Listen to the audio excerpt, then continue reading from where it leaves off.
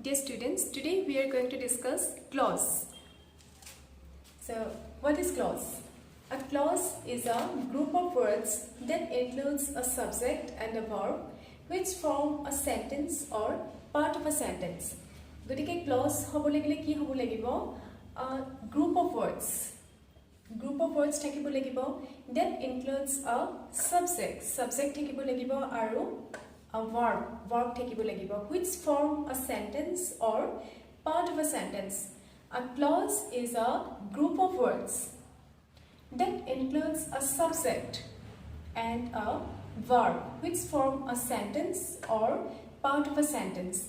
Ako koiso yat group of words thakibo lagibo clause hobo lagile aru logote subject aru verb thakibo lagibo which form a sentence or part of a sentence. For example, look at these two sentences. He plays cricket regularly. They return when it was dark.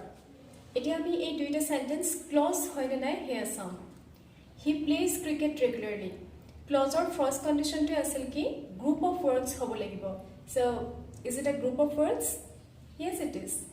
It is a group of words. Aru logote ki asile subject thakibo lagibo. Here he is the subject, plays, verb. So, he plays cricket regularly. It's a clause. Now come to the second sentence. They returned when it was dark. Yat bhaldore sale dekhiba at duta part ase. Eta hoise they returned, second to hoise when it was dark. Etia ami ei duita part ote sam. First part to hoise they returned.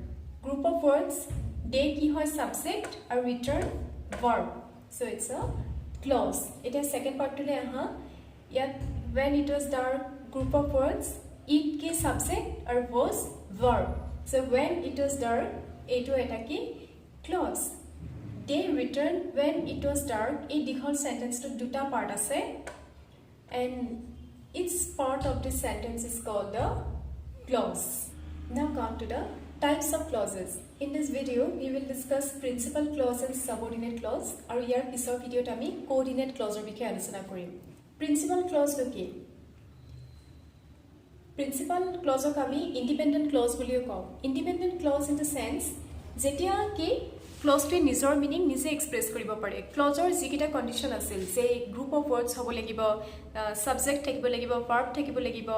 Ei atai kita clause or condition fulfill korar pisot jetia ami dekhim je clause to ki jodi nijor meaning nije express koribo parise tetia heyai hoise ki principal clause. For example, I study regularly. He went to the park. We like fruits. এই তিনিটা সেন্টেন্সত ক্লজৰ যিকেইটা basic condition আছিল যে group of ওয়াৰ্ডস হ'ব লাগে আটাকেটাতে group of ওয়াৰ্ডস আছে তাৰপিছতে subject verb combination আটাকেটাতে কি সাবজেক্ট আৰু ভাৰ্ব আছে আৰু তাৰ লগতে কি কৰিছে এই তিনিটা সেন্টেন্সে নিজৰ মিনিংটো নিজে এক্সপ্ৰেছ কৰিব পাৰিছে তাকো কমপ্লিটলি I study regularly. মই নিয়মিতভাৱে অধ্যয়ন কৰো I study regularly.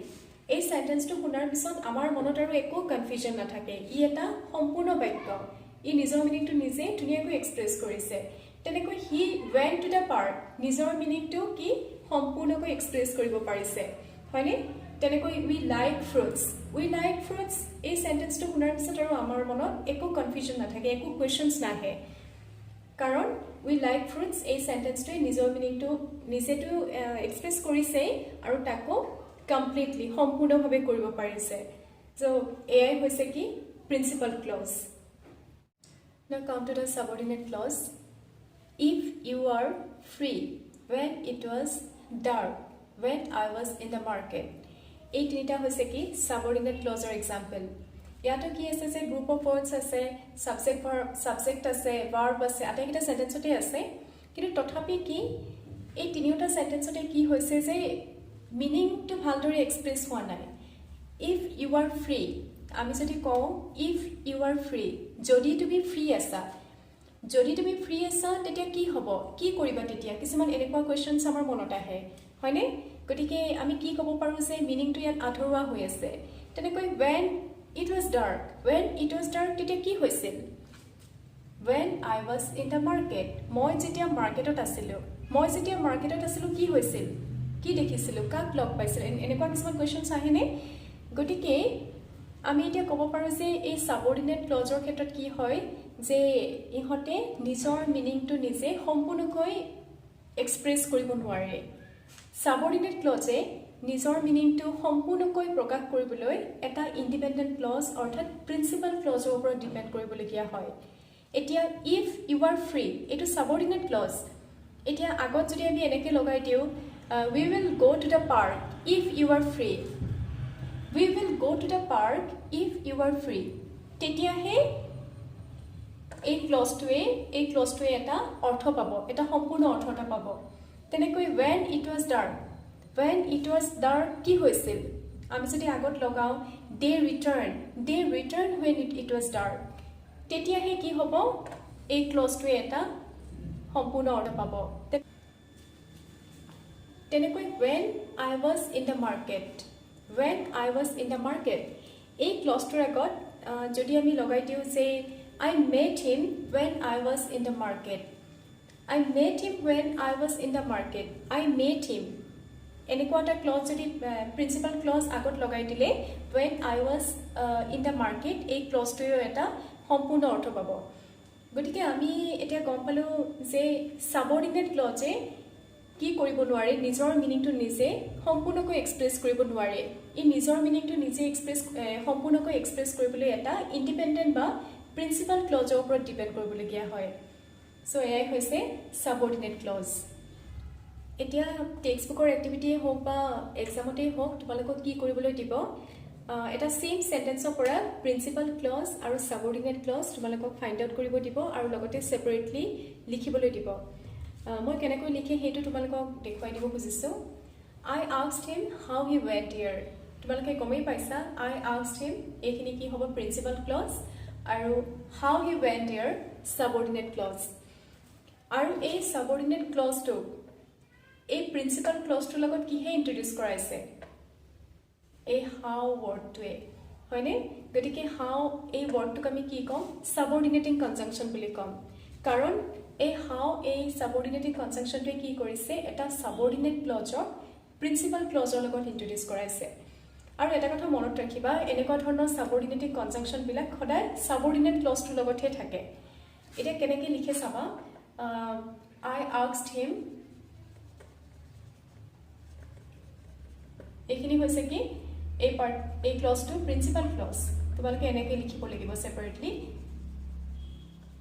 ক্লজটো মানে ভাঙি দেখুৱাই দিব লাগিব তাৰপিছত how he went here এইটো হৈছে কি সাবঅৰ্ডিনেট ক্লজ